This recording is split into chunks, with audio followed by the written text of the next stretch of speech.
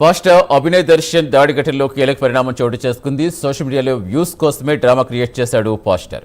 Police దర్యాప్తులు విస్తుపోయి నిజాలు వెలుగు చూస్తాయి. పబ్లిసిటీ కోసం చేసిన స్టంట్ అంటూ పాస్టర్ అభినయ్ ముఖ్య అనుచరుడు చెప్పడం సంచలనంగా మారింది.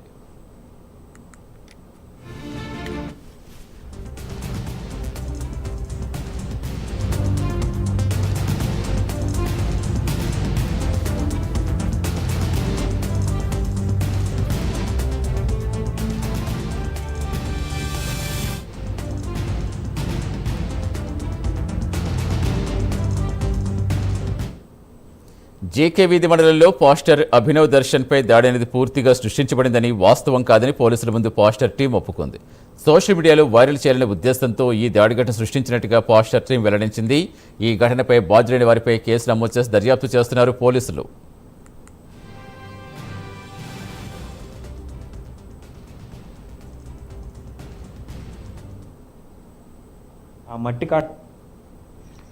క్రెయిన్తో కొండను దోవిన మట్టి కనపడుద్ది. ఆ మట్టి కాడ నుంచి ఇంకొంచెం ముందుకు వస్తే లెఫ్ట్ సైడు మట్టి రోడ్డు కనపడుద్ది లోపలికి.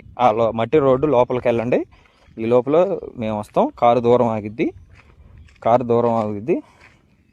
తర్వాత ఇంకా నేను వచ్చి మీకు ఒక 2 నిమిషాలు ట్రైనింగ్ ఇస్తా. ఎట్ట చేయాలా ఏందనేది చూద్దాం. బీరు బాటిల్ ఏమైనా ఉంటే ఒక 2-3 ఎతకండి, ఎందుకంటే పొడవాలి కదా. వాసు, మెసేజ్లు చూస్తున్నావా లేదా? నాకు అర్థం కావట్లా. చూసి మరి రిప్లై వాన పడుతుంది. వాన పడితే మనకు ప్లస్, అంటే బైకుల వాళ్ళు నడిచే వాళ్ళు ఎవరు రారు కాబట్టి కంటెంట్ చేసుకొని మనం హ్యాపీగా వెళ్ళిపోవచ్చు.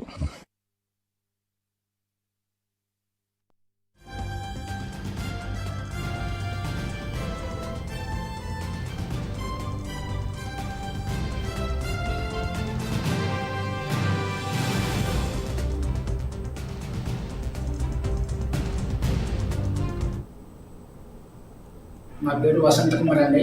నేను మా ఆవిడ రీల్స్ చేసుకుంటుంటే వీళ్ళు మాకు వాళ్ళ ఇన్స్టాగ్రామ్లో పరిచయం వేసి ఇలా మాకు వాళ్ళే చేయమని చెప్పాడండి. కార్డుని కొట్టేసి వెళ్ళిపోండి, మిగతా మేము చూసుకుంటాము అనేసి అభినయ్ దర్శన్ ఇంకా ఈ జాన్ బెనోడి చెప్పారు. నా పేరు వసంత్ కుమార్ అండి. నేను మా ఆవిడ రీల్స్ చేసుకుంటుంటే వీళ్ళు మాకు వాళ్ళ ఇన్స్టాగ్రామ్లో పరిచయం వేసి ఇలా మాకు వాళ్ళే చేయమని చెప్పాడండి. కార్డుని కొట్టేసి వెళ్ళిపోండి, మిగతా మేము చూసుకుంటాము అనేసి అభినయ్ దర్శన్ ఇంకా ఈ జాన్ బెనోడి చెప్పారు. మోటార్ సైకిల్ మీద వచ్చారు. మోటార్ సైకిల్ ఎంతమంది వచ్చారు? తెలియదు సార్, 6 మెంబర్స్ అని చెప్పారు మాకు. అలా ఇటు వెళ్ళిపోయారు. మళ్ళీ వాళ్ళు ఇటు వెళ్ళిపోయారు. సైడ్ వచ్చారని ఇన్ఫర్మేషన్ తెలుసు. వాళ్ళ మాట తీరు మన వాళ్ళ ఉందా, బయట వాళ్ళకి ఉందా? అది మాకు తెలియదు సార్. అది అటాక్ చేశారని మాత్రం తెలుసు. మాట మన మాట వేరే, బయట మాట వేరే తేడా వస్తాయి కదా. అలా ఏం లేదు, నా దగ్గర వీడియో ఉంది.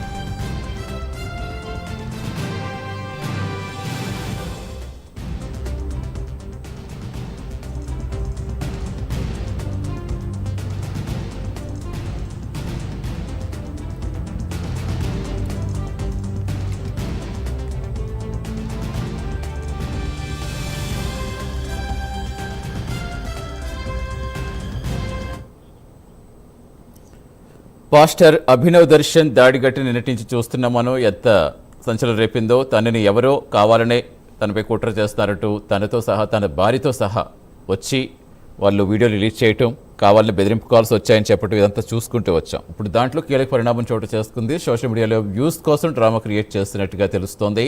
పోలీసుల దర్యాప్తులో ఈ విస్తుపై నిజాలు వెలుగు చూస్తున్నాయి. పబ్లిసిటీ కోసం చేసిన స్టంట్ అంటూ పాస్టర్ అభినవ్ ముఖ్య అనుచరుడే చెప్పడం ఇప్పుడు సంచలనంగా మారింది. అటు జీకే వీధి మండలంలో పాస్టర్ అభినవ్పై దాడి అనేది పూర్తిగా సృష్టించారని, వాస్తవం కాదని పోలీసుల ముందు పాస్టర్ టీం ఒప్పుకుంది. సోషల్ మీడియాలో వైరల్ కావాలనే ఉద్దేశంతో ఈ దాడి ఘటన సృష్టించినట్టుగా పాస్టర్ టీం వెల్లడించింది. ఈ ఘటనపై బాధ్యులైన వారిపై కేసు నమోదు చేసి దర్యాప్తు చేస్తున్నారు పోలీసులు. పూర్తి సమాచారం ఇచ్చేందుకు మా కరెస్పాండెంట్ కుమార్ జనతర్. కుమార్, అసలు ఎలా చూడాలి? పబ్లిసిటీ పిచ్చిలో పడి, సోషల్ మీడియా వెరిలో పడి ఎంత పిచ్చి పనులు చేస్తున్నారంటే ఏ విధంగా చూడాలి? ఇంకా ఏం చెప్తున్నారు పోలీసులు? Thank you Satish. సతీష్, అయితే ముఖ్యంగా విశాఖపట్నంలోని జీకే వీధి మండలంలో పాస్టర్ అభినయ్ దర్శన్ పై జరిగిన దాడి ఏదైతే ఉందో ఆ దాడికి సంబంధించి కీలక పరిణామాలు చోటు చేసుకున్నాయని చెప్పొచ్చు. ఈ ఘటన పూర్తిగా సృష్టించబడితేనని, వాస్తవ దాడి జరగలేదని పోలీసు విచారణలోని వెలుగులోకి వచ్చినట్టు తెలుస్తుంది. అయితే సోషల్ మీడియాలోని వ్యూస్ అలాగే పబ్లిసిటీ కోసం ఈ ఘటనను డ్రామాగా సృష్టించినట్లు పాస్టర్ టీం కు చెందిన వ్యక్తులు పోలీసులు ఎదుట అంగీకరించినట్లయితే తెలుస్తుంది. ఈ కేసు పోలీసులు తమదైన శైలిలో విచారణ కొనసాగిస్తూ పలు ఆధారాలను కూడా ఇప్పటికే సేకరించారు. అయితే ఇప్పటికే ఈ వ్యవహారంపై డీజీపీ హరీష్ కుమార్ గుప్తా స్పందించి కొన్ని గంటలకే ఈ తరహా సమాచారాన్ని అయితే బయటకు రావడం పూర్తిగా చర్చనీయాంశమైంది. అయితే సోషల్ మీడియాలో కూడా ఈ వ్యవహారంపై పెద్ద ఎత్తున చర్చ అయితే జరుగుతుంది. ఈ ఘటనను ఉద్దేశపూర్వకంగా వైరల్ చేశారని ఇప్పటికే పోలీసులు భావించారు. అయితే బాధ్యులపై కేసు నమోదు చేసి వాళ్ళపై చర్యలకు అయితే సిద్ధమయ్యారు. అయితే ఈ వ్యవహారానికి సంబంధించి ఇప్పటికే ఏదైతే విశాఖ డీజీపీ హరీష్ కుమార్ గుప్తా కూడా స్పందించడం జరిగింది. అయితే ముఖ్యంగా ఏదైతే ఈవీకే వీధి మండలంలోని జర్రెల గ్రామం వద్ద భరోసా పార్టీ అధ్యక్షుడు అభినయ్ దర్శన్ పై ఏదైతే దాడి జరిగినట్లు ఈ రోజు సోషల్ మీడియాలో హల్చల్ అయితే జరిగింది. అయితే భరోసా అనే పార్టీ ఇటీవల ప్రకటించిన అభినయ్ దర్శన్ అరకు నుండి ఇటీవల పాదయాత్ర కూడా ప్రారంభించారు. అయితే అలాగే ఈయన పాస్టర్ గా కూడా మత ప్రచారం చేసినట్లు కూడా తెలుస్తుంది. అయితే ముఖ్యంగా జర్రల ప్రాంతానికి ఎందుకు వెళ్ళిందైతే ప్రస్తుతానికైతే ఇంకా తెలియదు. అయితే అక్కడికి వెళ్లి ఈ డ్రామా నిర్వహించినట్లయితే తెలుస్తుంది. అయితే ఆ తర్వాత తీవ్రంగా గాయపడినట్టు కూడా ఆయన సృష్టించుకున్నారు. అయితే ముఖ్యంగా ఏదైతే పోలీసులు దర్యాప్తు ఈ విషయంపై చేపట్టడం కూడా జరిగింది. అయితే గాయపడిన వారికి చింతలపల్లి హాస్పిటల్ తీసుకెళ్లి మరి చికిత్స చేసినట్లు కూడా చిత్రీకరించి ఇదంతా కూడా సోషల్ మీడియా ద్వారా బయటకైతే పెట్టడం జరిగింది. అయితే దాడి చేసిన వ్యక్తులు జై శ్రీరామ్ అంటూ నినాదాలు చేసి పారిపోయారంటూ కూడా ఇటు పాస్టర్ చెప్పిన నేపథ్యంలో దీనిపై పోలీసులు పూర్తిగా దృష్టి సాధించి దీనిపై ఎంక్వైరీ అయితే కొనసాగించారు. అయితే పాస్టర్ అభినవ్ దర్శన్ పై ఏదైతే జరిగిన ఈ దాడి ఒక ఫేక్ దాడిగా కూడా పోలీసులు గుర్తించారు. అయితే ముఖ్యంగా దీనిపై ఏదైతే ఇప్పటికే డీజీపీ కూడా స్పందించి దీనిపై లోతైన విచారణ చేసిన క్రమంలోని ఇదంతా కేవలం పబ్లిసిటీ కోసం చేసిన స్టంట్ అని, అసలు నిజాన్ని అభినయ్ ముఖ్య అనుచరుడే దీన్ని బయటపెట్టాడు. అయితే మీడియా సమావేశంలో పూర్తి వివరాలు కూడా పోలీసులు వెల్లడించనున్నది. ఈ కేసుపై ఇప్పటికే డీజీపీ హరీష్ గుప్తా మాట్లాడి కొన్ని గంటలకే ఈ తరహా సమాచారం అయితే బయటకు వచ్చింది. అయితే ప్రస్తుతం నేటిజన్లు కూడా ఏదైతే ఇలాంటి ఫేక్ వీడియోస్ చూసి అట్రాక్ట్ అవుతున్నారు, కేవలం ముఖ్యంగా ఇలాంటి ఫేక్ వీడియోస్ పెట్టి ఏదైతే ఫేమస్ అవడానికి అనేక రకాలుగా చేస్తున్నారు కాబట్టి దీనిపై ఉత్పాదం మోపే అవకాశం అయితే ఉందని చెప్పొచ్చు. సతీష్, ఇదే అంశానికి సంబంధించి పూర్తి డీటెయిల్స్ ఇచ్చేందుకు మా అసోసియేట్ ఎడిటర్ వాసు జాయిన్ అవుతున్నారు. వాసు, చూస్తాం అసలు నిన్నటి నుంచి ఎంత హై డ్రామా నడిచిందో. ఒకవైపు అభినవ్ దర్శన్ ఇలాగ యాక్సిడెంట్ కావాలని ఎవరో ఆయన చూసి వారవలేక చేశారంటూ రకరకాల ఆరోపణలు, అలాగే వాళ్ళ భార్య కూడా మాట్లాడుతూ బెదిరింపు కాల్స్ వచ్చాయని చెప్పడం. ఇప్పుడు ఈ రోజే మన కరెస్పాండెంట్ నరసింహ కూడా వెళ్ళి ఫేస్ టు ఫేస్ తీసుకున్నప్పుడు కూడా ఎవరు ఏం భయపడక్కర్లేదు, బాధపడక్కర్లేదు, నేను మళ్ళీ వచ్చి పోరాటం చేస్తానంటూ చాలా కాన్ఫిడెంట్గా చెప్పుకుంటూ వచ్చారు. అసలు ఏంటి ఎలా చూడాలి? ఒక సోషల్ మీడియాలో పబ్లిసిటీ కోసం ఎంత వెర్రి చేష్టలు చేస్తున్నారంటే ఏ విధంగా చూసుకోవాలి అసలు వీళ్ళని? అది మొత్తం ఇది కొత్త కోణంగా చూడవచ్చు. ఎందుకంటే ఎక్కడి నుంచో కడప నుంచి వచ్చి ఇక్కడ పాడేరు అల్లూరు జిల్లాలో ఇన్ని సేవలు చేయాల్సిన అవసరం ఏముందనేది ఫస్ట్ ప్రశ్న. అసలు ఏం ఆశించి చేస్తున్నాడు అనేది ప్రశ్న.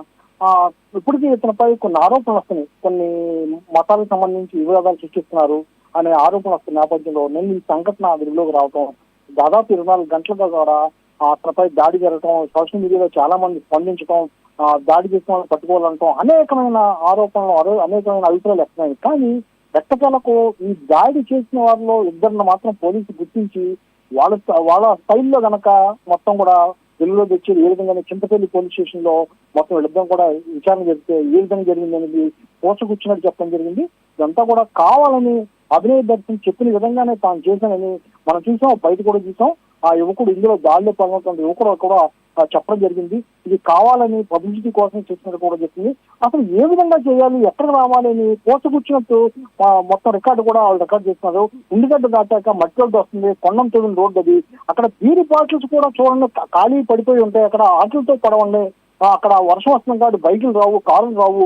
మనకు మంచి వాతావరణం ఈ టైంలో ఎవరికి దొరకరు. ఇవన్నీ అంతా ప్లాన్డ్ గా పకడ్బందీగా నేను వచ్చి ట్రైనింగ్ ఇస్తాను కూడా చెప్తున్నాడు. అక్కడికి వచ్చి ఏ విధంగా చేద్దాం, ఏ విధంగా నా మీద దాడి చేయాలని ట్రైనింగ్ ఇస్తాను చెప్తాను. అంటే ఎక్కడ అనుమానం వచ్చిందంటే పోలీసులకు కూడా ఎంత దాడి జరుగుతుంటే అసలు వీడియో తీయడం ఏంటి, ఈ వీడియో ఎక్కడా కూడా కట్ అవ్వకుండా మొత్తం అతను పడిపోయే వరకు కూడా వీడియో కట్ అవడం ఏంటనేది పోలీసులు నిన్న అనుమానం రావడం జరిగింది. నిన్న నుంచి కూడా పోలీసులు ఈ ఘటనపై సీరియస్ గా తీసుకున్నారు.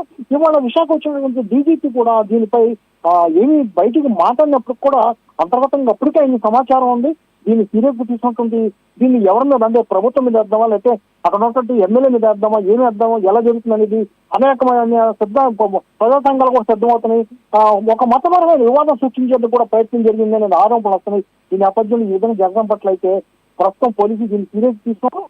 నిన్న అక్కడ చికిత్స చేయడం కోసం 3 హాస్పిటల్ దగ్గర జరిగిందని చెప్పి ఇవాళ విశాఖ కూడా తీసుకురావడం జరిగింది. విశాఖ నుంచి మళ్ళీ ఇతను ఇప్పుడు పాడేరు తీసుకెళ్తున్నారు. తప్పనిసరిగా రేపు అల్లూరు జిల్లా పోలీసులు ఈ వ్యవహారాలంతా కూడా ప్రెస్ మీట్ ద్వారా ఏ విధంగా జరిగింది, ఎందుకు జరిగింది, దేన్ని ఆశించేశారని కూడా వెలుగులోకి తెచ్చేందుకు ఈ సోషల్ మీడియా ద్వారా ఈ విధంగా లబ్ధి పొందేందుకు చేస్తున్నటువంటి వాళ్ళకి కూడా తగిన బుద్ధి చెప్పేందుకు చర్యలు తీసుకున్నారు. వీళ్ళపై కేసు కూడా కట్టబోతున్నారు.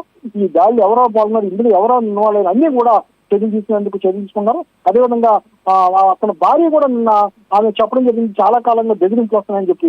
ఈ బెదిరింపులు కూడా కావాలని చేయించుకున్నారా ఏంటి అనేది కూడా అర్థం కావట్లేదు. అసలు ఎవరికి అర్థం కాని విషయం ఏంటంటే కడప నుంచి వచ్చి ఇక్కడ డిజిటల్ తరఫున పోరాడాల్సిన అవసరం ఏమొచ్చింది, అసలు ఈ మతపరమైన వివాదాలు సృష్టించాల్సిన అవసరం ఏమొచ్చింది, ఎందుకు చేస్తున్నారు, రేపు ఎలక్షన్ లో పోటీ చేస్తానని పార్టీ పెట్టడం, ఇవన్నీ కూడా అనేకమైన అనుమానాలకు దారితీసింది. దాంట్లో భాగంగానే పోలీసులు క్షుణ్ణంగా 24 గంటల్లో దీన్ని ఛేదించారని చెప్పొచ్చు. రేపైతే అధికారికంగా దీనిపై స్పందించే అవకాశం ఉంది రవి.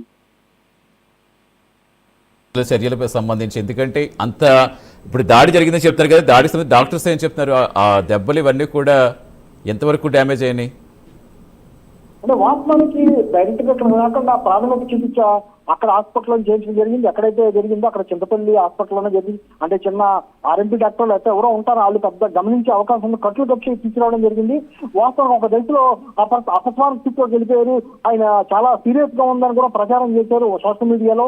ఈ నేపథ్యంలో అక్కడ నుంచి మళ్ళీ నర్సీపట్నం హాస్పిటల్ అన్నారు, నర్సీపట్నం హాస్పిటల్ నుంచి విశాఖ కేజీహెచ్ ఉన్నారు, కేజీహెచ్ నుంచి మళ్ళీ ఏజీ హాస్పిటల్, ఇలా అనేక హాస్పిటల్ చెప్పడం వల్ల డాక్టర్ కూడా ఏం చెప్పలేని పరిస్థితి, డాక్టర్ కూడా దీని మీద మాట్లాడలేని పరిస్థితి. కేజీహెచ్ లో కూడా ఎవరు కూడా ప్రభుత్వ డాక్టర్ కాబట్టి అధికారులు ఎవరు కూడా మాట్లాడే అవకాశం ఉండదు. కాబట్టి ఒక క్రిస్టియన్ హాస్పిటల్ సంబంధించి హాస్పిటల్కి తరలించడం జరిగింది మధ్యాహ్నం నుంచి. కానీ ఇవన్నీ కూడా చూస్తుంటే అన్ని అనుమానాలకు దారితీస్తుంది. మరి ఆ వైద్యులు కూడా సహకరించారా లేకపోతే వైద్యులు చేయకుండా చేశారని కూడా రేపు పొద్దున్న తప్పనిసరిగా ఎక్కడెక్కడ హాస్పిటల్ తీసుకెళ్లారు, ఎవరు వైద్యం చేశారు, ఎవరు ప్రాథమికంగా వైద్యం చేశారు అన్ని పోలీసులు తప్పనిసరిగా వివరాలు సేకరిస్తారు. వీళ్ళందరం కూడా విచారించే అవకాశం ఉంది. అలా ఎందుకు చేయాల్సి పూర్తి వివరాలు తెలిసే అవకాశం ఉంది. Right, thank you Vasu.